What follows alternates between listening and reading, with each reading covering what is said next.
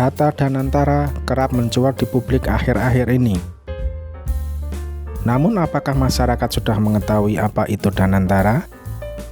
Badan Pengelola Investasi Daya Anagata Nusantara atau BPI Danantara adalah lembaga yang melaksanakan tugas pemerintah di bidang pengelolaan BUMN. Danantara menjadi mesin baru yang dipersiapkan Presiden Prabowo untuk menggenjot pertumbuhan ekonomi Indonesia. Nilai dana yang dikelola badan ini, aset under management, mencapai 15.000 triliun rupiah. Sejauh ini ada 7 BUMN beraset jumbo yang sudah dipanggil dan bakal beralih ke Danantara. Himbara seperti Bank Mandiri, BRI, dan BNI, PT Pertamina, PT PLN, PT Telkom, dan Main ID. Ketujuh BUMN ini akan menjadi panutan bagi BUMN lain yang akan dikelola Danantara. Pendanaan awal Danantara diproyeksikan mencapai 327 triliun rupiah. Dana ini berasal dari efisiensi APBN 2025 yang sebesar 750 triliun rupiah. Beliau laporan ke saya, BUMN tahun ini dividennya 300 triliun.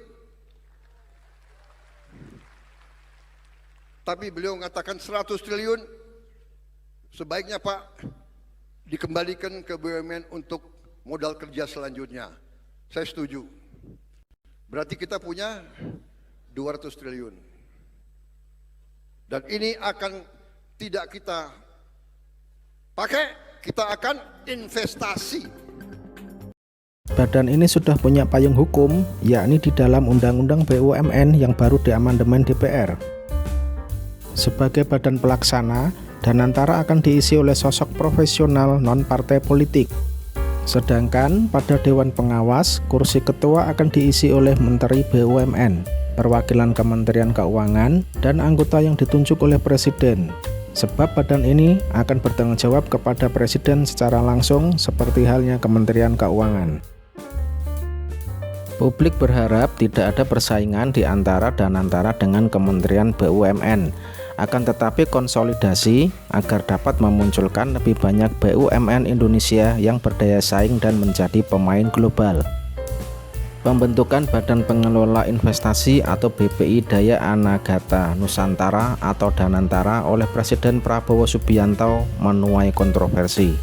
Danantara tersebut diresmikan Prabowo di Istana Kepresidenan Jakarta Senin 24 Februari 2025. Namun demikian, terdapat beberapa kontroversi pembentukan Danantara yang disorot publik.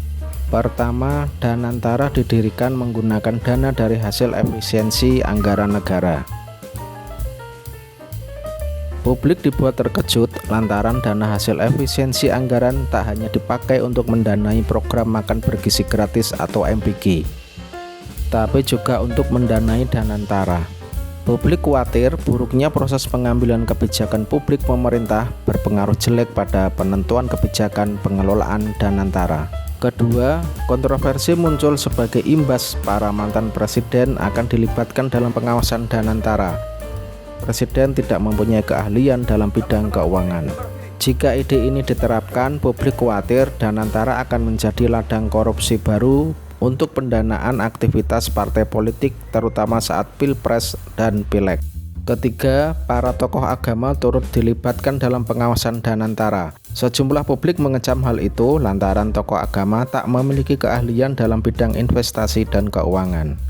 Atas hal itu, publik khawatir pengelolaan Danantara ke depan tak akan profesional dan rentan terjadi korupsi. Tujuan investasi Danantara ini nantinya adalah return on investment. Makanya harus dilakukan secara transparan dan juga akuntabel.